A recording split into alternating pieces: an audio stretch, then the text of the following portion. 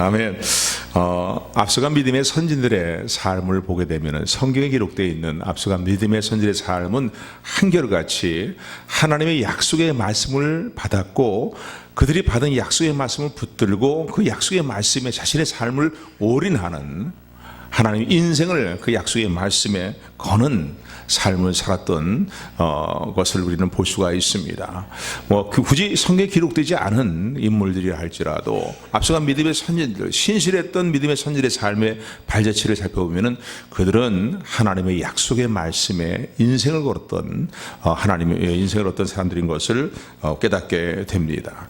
오늘 이 본문에는 믿음의 조상이라고 하는 아브라함의 삶의 행적이 이제 기록이 되어 있는데 그 중에 한 부분이 기록이 되어 있는데 아브라함도 동일하게 하나님의 약속의 말씀을 받았고 하나님의 그 은혜의 약속의 말씀에 자신의 인생을 걸고 살았던 사람 중에 대표적인 인물이다.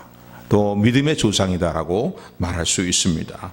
그가 갈대아 우르 지방에 있을 때에 본토 아비 신척 집에서 우상을 섬기며 우상을 제작하는 그런 집에서의 삶을 살고 있었을 때에 하나님께서 그를 부르셨습니다. 그리고 복된 약속으로 그를 부르셨을 때 그런 미련 없이 거의 70평생 가깝게 자신의 삶의 전부를 거의 살아왔던 인생의 삶의 자리였지만은 그런 자리를 다 버려두고 뒤로 하고 하나님의 부르심을 따라 나섰던 것을 볼 수가 있습니다. 그런가 하면은 하나님께서 인도하여신 가나안 땅에 들어갔을 때에 가나안 땅에서도요 나그네와 행위가 같은 그런 자세를 가지고서 하나님이 경영하시고 하나님이 이루어 주실 하늘의 도성을 바라보면서 살았다고 성경은 우리에게 말씀하고 있습니다. 그런가 하면은 본토 아비 친척집을 떠나서 가나안 땅에 들어가서 나그네같이 우고하는 삶을 사는 동안에 또 조카 롯과의 어떤 그들이 살고 있는 어떤 땅의 비좁은 문제로 말미암아서 이 조카 롯의 종들과 아브라함 종 사이에 다툼이 일어날 수 있는 그런 상황 가운데서 기꺼이 조카 롯에게 먼저 우선권을 주고 기름진 땅을 양보했던 삶을 살았던 인물입니다. 아브라함이 이렇게 살아갈 수 있었던 이렇게 살 수 있었던 이유 중요한 이유는 무엇입니까?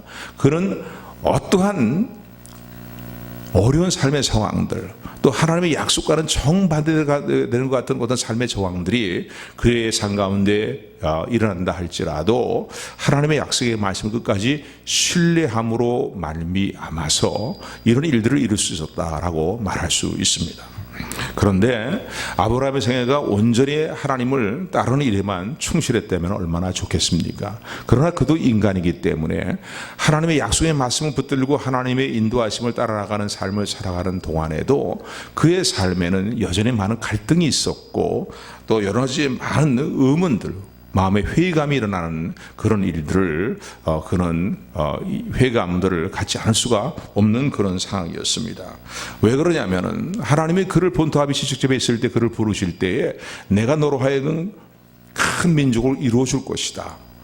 나이가 말이죠 늙어가지고 자신이 그걸 생산하지 못하는 그런 상황 가운데 있고 자신의 아내도 나이가 늙어서 더 이상 자손을 생산한다는 것이 거의 불가능한 상황 가운데 점점 그렇게 시간들이 흘러가는 가운데서 하나님이 그를 부르셨습니다. 그리고 본토 아비 친척집을 떠나라. 내가 너에게 지시하는 땅으로 가라. 그렇게 말씀을 하셨고 하나님 말씀에 순종해서 약속의 말씀을 따라 행하게 될 때에 그로 하여금 큰 민족을 이루어 주실 것이라고 약속을 하십니다. 뿐만 아니라 하나님의 약속의 말씀을 따라서 본토 아비 친척집을 두고 가나안 땅으로 이제 가게 되었을 때에 가나안 땅에 집에 들어가게 됐을 때에 창세기 12장 7절의 말씀을 보게 되면은 하나님은 또 땅에 대한 약속을 그게 말씀하십니다. 이 땅을 너의 자손에게 기업으로 줄 것이다라고 약속을 하십니다. 그런데 이런 약속을 받았지만은요 아브라함의 생애가를 보게 되면은 이런 약속이 곧바로 이루어진 것이 아니에요. 오랜 시간이 흘러갔어요.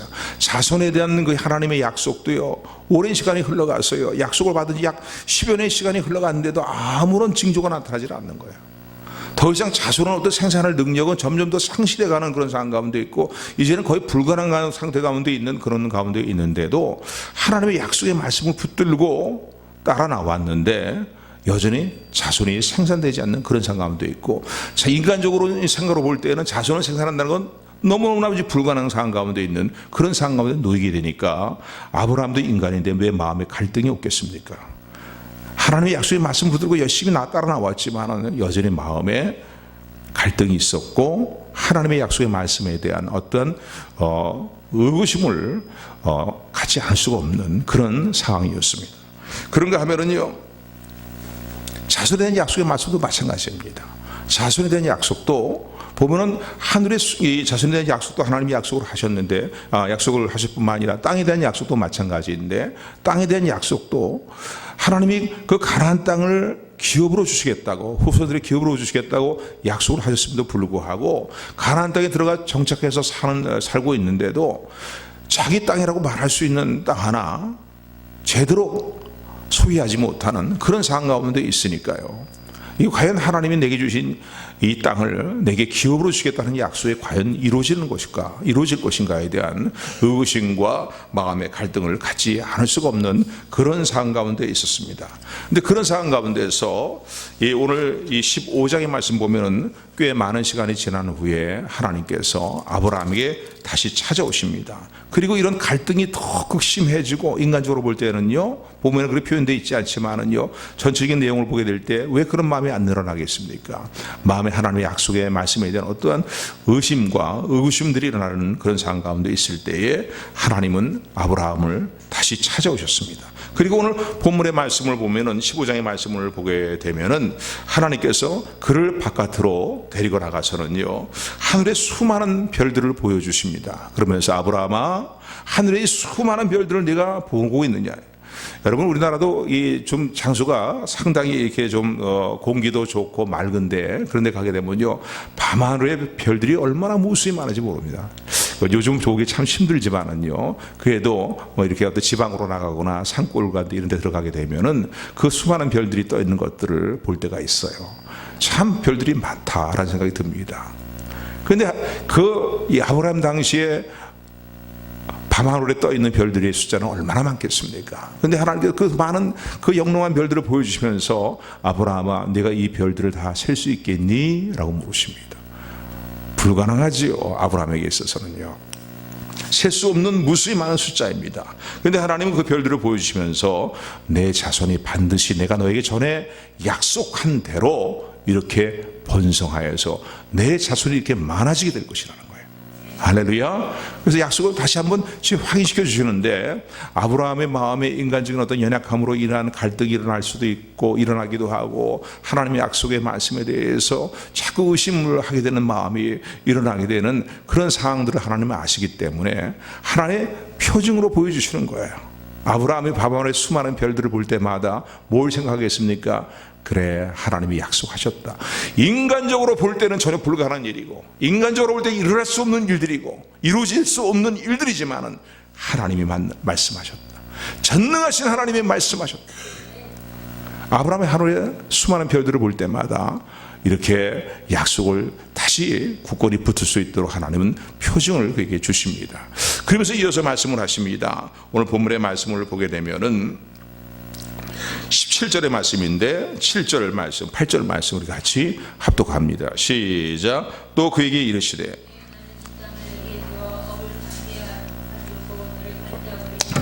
우리 다 같이 한 목소리로 같이 7절과 8절 말씀, 15장 7절 8절 같이 합독합니다. 시작.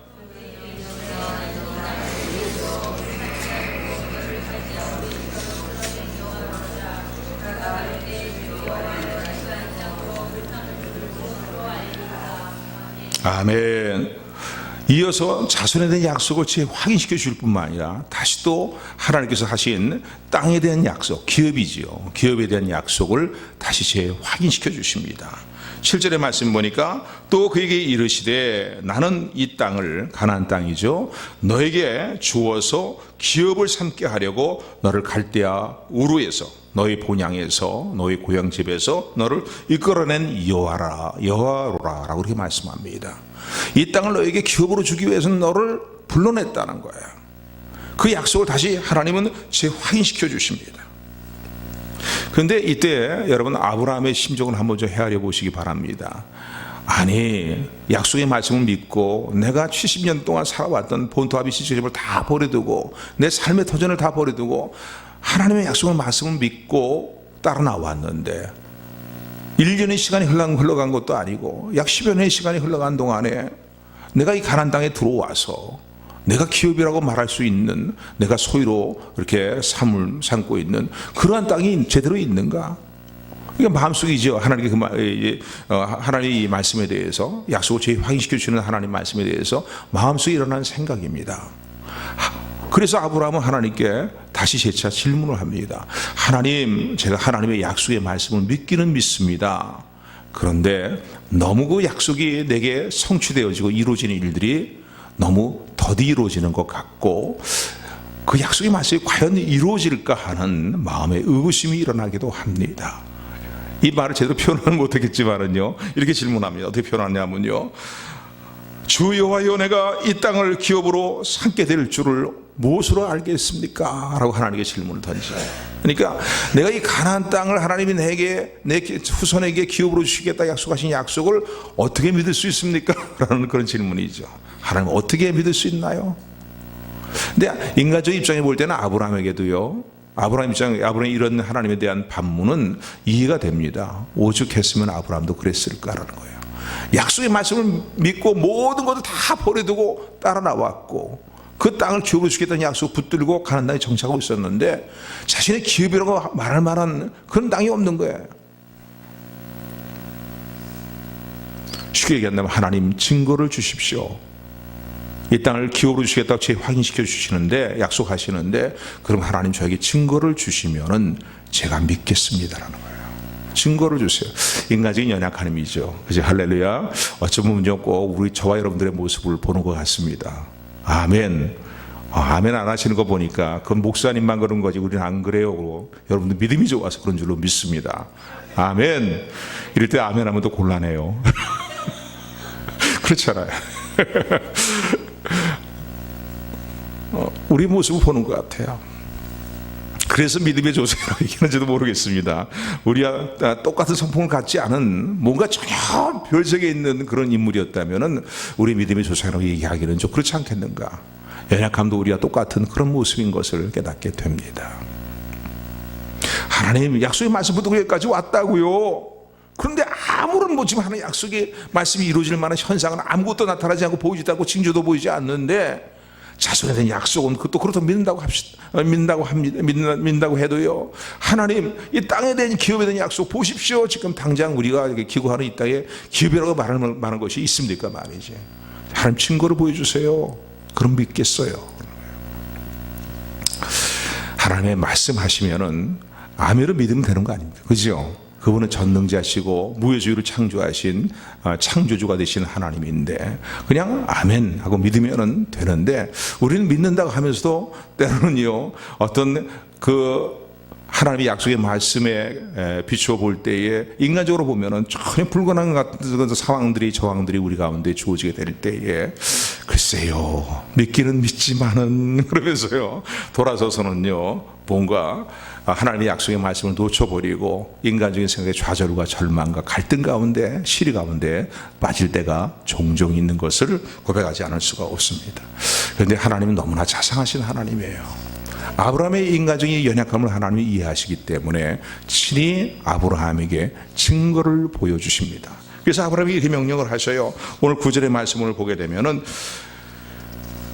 아브라함아, 나를 위하여서 3년 된 암소와 3년 된 암염소와 3년 된 수양과 산비둘기와 칡비둘기 새끼를 취하라 라고 아브라함이 이렇게 명령을 내리십니다.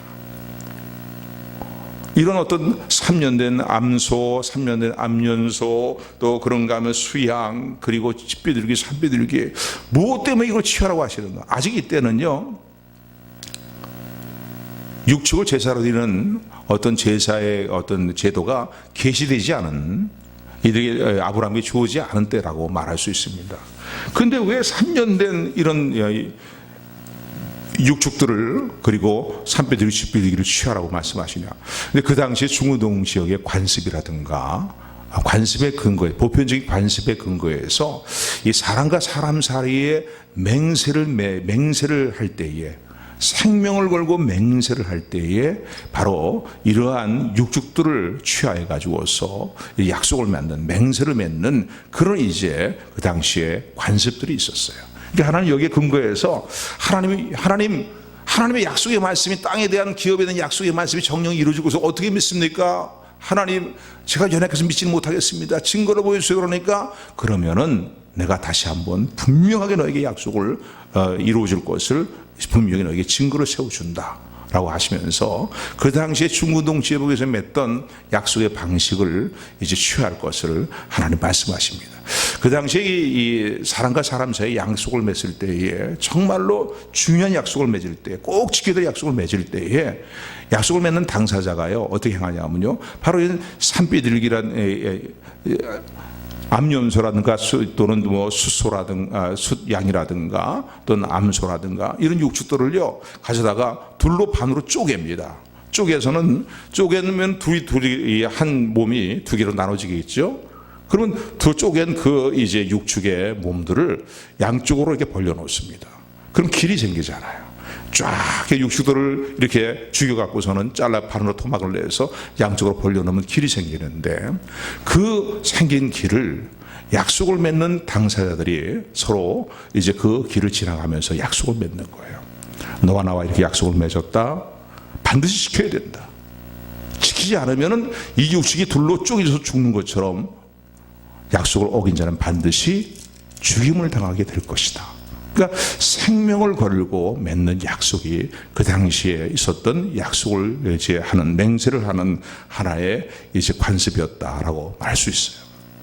하나님 이 방법을 아브라함에게 취할 것을 말씀을 합니다. 그래서 아브라함은 하나님의 약지시하신 대로요, 이 암양이라든가 암소라든가 수양이라든가 뭐 집비둘기는 쪼갤 필요가 없으니까요, 이런 것들을 쭉 이렇게 쪼개가지고서 쭉 이제 일렬로 이렇게 늘여놓고 길을 만들어 놓고서 이제 하나님이 나타나시면은 하나님과 약속을 맺어야 되겠다라고 그렇게 기다리게 됩니다.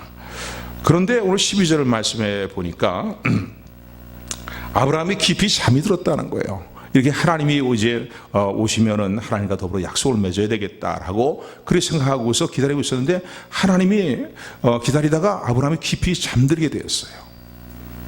그때 하나님의 음성이 들려오게 되는데, 하나님의 음성이 오늘 13절 말씀, 14절 말씀에 이렇게 하나님의 음성이 들려옵니다. 우리 13절 14절 말씀 같이 합독합니다. 시작.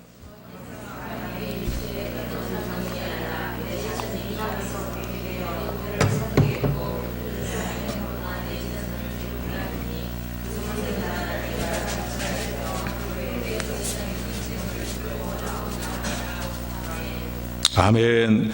지금 당장에 이루어질 일들은 아니지만은 내가 분명히 기억해야 될 것이 있다는 거예요. 너의 후손들이 이방 나라에 객이되어서, 곧 애굽이죠, 객이되어서 거기서 400년 동안 거기에서 종살이를 하게 될 것이다. 그런데 그로 끝나는 게 아니고 400년이라는 기한이 끝나게 되면은 내가 애굽이라는 나라를 징벌하게 될 것이고, 그리고 내 자손들이 큰 무리를 이루어서 큰 재산을 가지고 그것에서 나와서 이곳으로 와서 이곳에 우거하게 될 것이라는 거예요. 큰 나라를 이곳에 와서 정착하여서 큰 나라를 이루겠다고 말씀하셨는데, 그 나라를 이룰 것이라고 이렇게 말씀을 주십니다. 그러면서요, 당장 이런 일들이 일어나지 않는 이유는 아직 그 땅에 있는 원주민들, 가나안 일곱 족속인데 원주민들의 죄악이 관영하지 않기 때문에 하나님 때를 기다리신다는 거예요. 그러나 정령 400년 기한이 지나면은 반드시 이 땅으로 돌아와서 이 땅을 기업으로 취하게 될 것이고, 너희 약속한 대로 하늘의 별처럼 많은 너의 후손들이 큰 나라를 이룰 것이라는 거예요. 이 약속을 이제 말씀으로 먼저 하십니다. 그러면서 이제는 친히 약속을 맺으시는데, 하나님 자신의 생명을 담보로 하여서 하나님의 약속을 이제 이루십니다. 약속을 맺으십니다. 그러니까 아브라함이 증거를 보여주세요로 하니까요, 그냥 말로만 해서는 제가 그냥 뭐 믿기는 믿는데 그 확실하게 약속의 말씀 끝까지 붙들고 내가 하나님의 때를 기다리기가 참 어렵습니다, 뭐 이렇게 이제 얘기하는 거죠. 그러니까 하나님께서 친히 증거를 보여주시기 위해서 행하시는 일이 무엇이냐면 10절 18절의 말씀이에요. 우리 10절 18절 말씀 같이 합독합니다. 시작. 해가 져서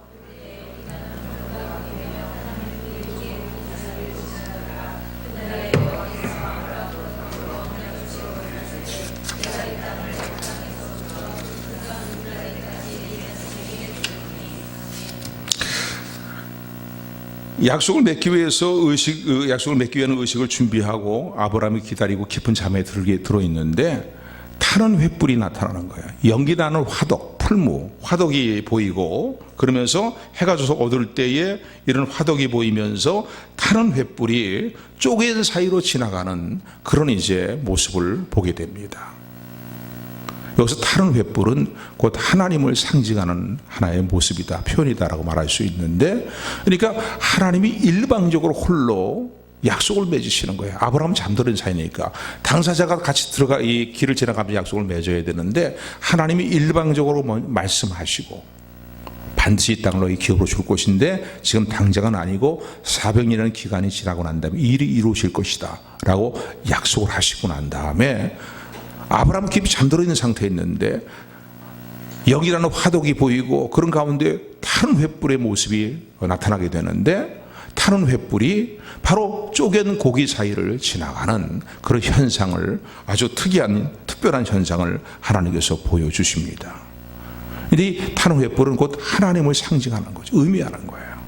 그러니까 하나님이 일방적으로 말씀하셨고 일방적으로 약속하시는 행동을, 현상을 아브라함에게 보여주심으로 말미암아서 아브라함으로 하여금 더욱더 하나님의 약속을 굳건히 붙들고 하나님의 약속은 반드시 이루어진다는 하나님의 신실하심을 굳건히 붙들고 계속해서 하나님의 때를 기다릴 수 있도록 하나님께서 증거를 주신 것이 오늘 본문의 말씀입니다.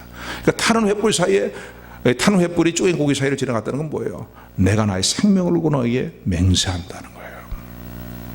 내가 너에게 한 모든 약속을 반드시, 족속에 대한 약속과 땅을 기업으로 얻는 약속과 이 모든 약속을 너에게 반드시 이루어 줄 것이다 라고 하는 것이 오늘 이제 이 본문에 나타난 타는 횃불의 형상을 통해서 하나님 주시는 특별한 현상을 통해 주시는 약속의 확인이다 라고 말할 수 있습니다. 여러분, 하나님은요 오늘도 저와 여러분들의 사이에 저희들에게 수없이 약속의 말씀을 맺고 있습니다. 요즘 우리 성경 공부를 통해서, 밴드 성경 공부를 통해서 살펴보고 있는데 성경의 모든 내용들이 하나님의 약속으로 다 연결되어 있는 그런 책이라고 말할 수 있습니다. 그 일관적인 그 핵심의 중심의 내용은 예수 그리스도를 통해서 우리를 구원하시는 것이고 영원한 하나님의 나라를 이루시는 것, 그 약속의 핵심인데 그 모든 것이 성경을 보게 되면 성경의 모든 내용들이요 약속으로 계속 이어져 나갑니다. 할렐루야. 아담의 타락 이후부터 하나님은 창세기 3장 15절에서 말씀하시면서 계속 약속의 말씀으로요 이삭에게 또 아브라함에게 더 나아가서 계속 이제 믿음의 선진들에게 약속을 맺으시면서 그 약속을 신실하게 이뤄나가시는 하나님이라는 사실을 믿으시기를 주님으로 축원을 드립니다. 아브라함의 생애를 보게 될 때 하나님의 이러한 생명을 담보로 해서 맺으신 약속의 현상을 보면서 아브라함은 믿음을 아마 가졌게 되었을 것입니다. 그래, 하나님은 내게 땅의 기업에 대한 약속과 자손에 대한 약속을 반드시 이루어줄 것이다라는 약속의 말씀을 이제 붙들고 이제 인생의 여정을 가면서, 그러면 아브라함은 온전한 믿음으로 행했느냐? 그랬으면 얼마나 좋겠어요. 그 약속의 말씀이 성취될 때까지 자손이 생산되어지고 그리고 또 땅을 기업으로 차지하는 그 일들이 이루어지기까지 아브라함은 많은 갈등과 많은 번민과 그리고 많은 의구심을 가지고 살았던 것을 볼 수 있습니다. 믿음의 조상임에도 불구하고요. 그러나 끝까지 약속의 말씀을 붙들고 나가게 되었을 때에 신실하신 하나님은 우리가 잘 알고 있는 것처럼 아브라함의 생애에 이 자손에 대한 이 약속을 이루어 주신 것을 우리는 확인할 수 있습니다. 할렐루야. 오랜 기다림 끝에 나이 100살이 되었을 때에 이삭이 출생하게 되었고, 하나님의 은혜죠. 나이 100살이 난 노인네가 자손을 생산한다는 게 참 그렇지 않아요. 그런데 하나님이 행하시니까 하나님은요 전능하신 하나님에게 능치 못하면 이 없음을 믿으시기를 주님으로 축원을 드립니다.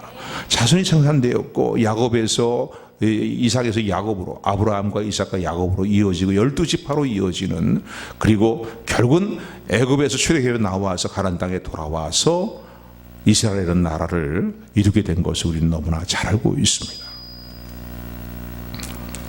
하나님의 약속의 말씀은 예수 그리스도 안에서 반드시 아멘이 되고 반드시 이루어진다는 사실을 믿으시기를 주님으로 축원을 드립니다. 가나안 땅이 영적으로 의미하는 것이 뭡니까? 우리 주신 하나님의 나라예요. 할렐루야, 할렐루야. 우리가 장차 들어가게 될 천년 왕국과 새하늘과 새 땅을 의미합니다. 할렐루야.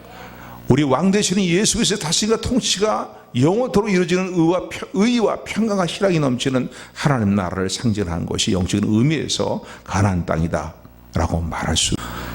오늘도 우리는 동일하게 아브라함과 동일하게 이 하나님 나라에 대한 비전과 약속의 말씀을 붙들고 이 땅에서의 삶을 살아갑니다. 우리 영혼이 구원받은 것뿐만 아니라 우리에게 주어진 영원한 하나님 나라에 대한 그 비전이 오늘도 저와 여러분들의 심령 가운데 충만하게 일어나게 되기를 주님으로 축원을 드립니다.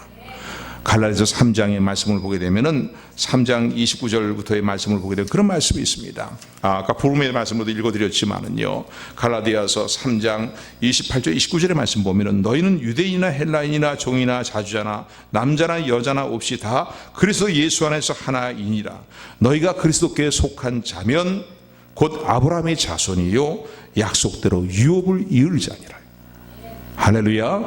아브라함에게 주신 유업을 이을 자가 누구라고요? 영적인 이스라엘인 예수 그리스도 안에 있는 저와 여러분들인 것을 감사하는 저와 여러분들이 되기를 주님으로 축원을 드립니다. 근데 우리 약속의 말씀을 붙들고요, 이 땅에서 인생의 남은 여정들을 가게 될 때에 우리의 삶 가운데 약속의 말씀을 우리가 붙들고 있지만 갈등이 안 일어납니까? 때로는 의구심이 일어나기도 하지요. 특별히 계속 반복되며 마땅히 버려야 될 죄악의 일들을 끊어버리지 못하고 하나님의 자녀가 되었고 또 예수 그리스도를 믿음으로 구원을 받았음에도 불구하고 구습을 쫓는 옛사람의 모습을 온전히 벗어버리지 못하는데 나의 한심한 모습을 보게 될 때에 우리는 마음에 갈등을 갖게 됩니다. 마음에 낙심의 마음을 갖기도 합니다. 마치 바울의 고백처럼요, 로마서에서 바울이 고백하고 있는 것처럼 7장 마지막 부분에서 고백하고 있는 것처럼 오라 나는 곤고한 자로다. 누가 이 사망의 몸에서 나를 구원하여 줄 거라는 곤고함과 갈등과 절망 가운데 놓일 때도 있습니다. 기껏 약속의 말씀을 잘 붙들고 나가다가 죄를 막 져도 된다는 거 아니에요, 여러분요. 바르게 살아보려고 했는데 또 넘어지고 또 쓰러지는 내 모습을 보면서 절망하고 낙심에 빠질 때가 있거든요. 그럴 때 우리는 불현듯 이런 생각에 바람직하지 못한 부정적인 생각이 일어날 수가 있습니다. 내가 이 하나님의 약속의 말씀을 붙들고 계속 이 믿음의 길을 가야 될까? 가야만 되는가? 내가 혹시 지금 잘못 생각하고 있는 것은 아닌가? 라고 하는 마음의 갈등과 의심에 사로잡힐 때면은요, 모든 게 다 꺼져버리는 것 같은 그런 마음에 그 절망스러운 마음들이 일어날 때가, 절망에 붙잡힐 때가 있습니다. 그러나 여러분, 하나님의 모든 약속은 반드시 예수 그리스도 안에서 아멘이 되고 예가 되어서 이루어지고 성취됨을 믿으시기를 주님으로 축원을 드립니다.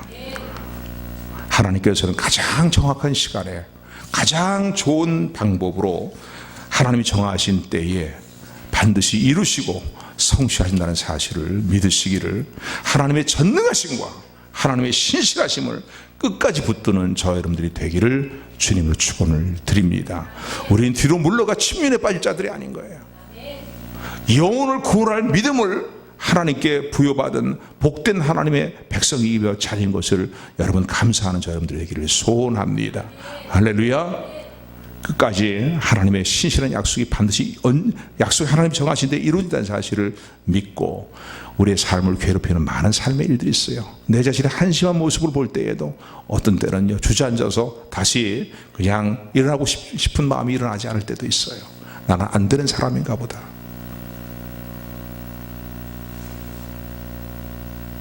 하나님 오늘도 우리 무수한 많은 약속을 말씀 주고 계시잖아요. 그죠? 그리스도 예수 안에 있는 자에는 결코 정죄함이 없나니. 이는 예수 그리스도 안에 있는 생명의 성령의 법이 죄와 사망의 법에서 너희를 해방하였다는 거예요. 죄의 속박으로부터, 율법의 속박으로부터 우리를 해방하였다는 거예요. 할렐루야. 법이 너희를 더 이상 주관하지 못한다는 거 율법이요. 너희가 율법 아래 있는 자들이 아니고 하나님의 은혜 아래 있는 자들이기 때문에 그렇다는 거예요. 너희가 아직 죄와 싸우되 피리까지 싸우지 아니하였다는 거예요. 피곤한 성과 연약한 무릎을 다시 이렇게 세우라고 말씀합니다. 하나님 아버지께서 받으시는 자들마다 징계하지 않는 자녀가 없다는 거예요. 징계하신다는 거예요. 왜? 거룩한 열매를 맺기 위해서, 의의 평강의 열매를 맺기 위해서 징벌도 하신다는 거예요. 너에게 꾸지람이 없고 책망이 없다면은 너희는 사생자와 다를 바가 없다는 거예요. 그러나 우리에게 때로는 징계도 하시고 꾸지람도 주시는 이유는 무엇입니까? 우리 사생자같이 취급하지 아니하시고 하나님의 자녀로 우리를 받으셨기 때문이라는 거예요. 그러므로 너희 피곤한 손과 연약한 무릎을 이렇게 세우라는 거예요. 지난주에 우리 학교에 은혜로 나눈 말씀처럼요. 여인이 어찌 자기 태산한 자식을 잊어버리시겠냐는 거예요. 그들은 혹시 잊어버린다 할지라도 나는 너를 잊지 아니하였다는 거예요. 내가 너와 세상 끝날까지 함께 하리라. 너를 이곳 싫어서 버리지 아니하였노라. 너에게 약속한 모든 것을 이루기까지 결코 너를 떠나지 아니하겠노라. 우리에게 주신 수많은 약속의 말씀들이 있습니다. 보라, 내가 세상 끝날까지 너희와 함께 하리라. 할렐루야. 내가 참으로 너를 도와주리라. 참으로 의로운 나의 오른손으로 너를 붙들리라 말이죠. 내가 나의 거룩한 이름을 위해서라도 너를 버리지 않을 것이고 의의 길, 너의 영혼을 소생시킬 것이고 의의 길로 내가 인도할 것이다. 성경에 수많은 하나님의 약속의 말씀들이 있습니다. 맞습니다. 오늘 우리가 하나님의 전능하심을 믿고 하나님의 약속의 말씀에 신실하심을 믿는다면 우리는 결코 뒤로 물러가 침륜에 빠져 있어서는 안 됩니다. 하나님의 때를 기다리면서 인내로서 신앙의 경주를 경주하며 피곤한 손과 연약한 무릎을 다시 일으켜 세우며 끝까지 믿음으로 약속의 말씀을 붙들고 믿음으로 나가는 삶을 살아가는 저와 여러분들이 되기를 주님의 이름으로 축원합니다. 축원합니다.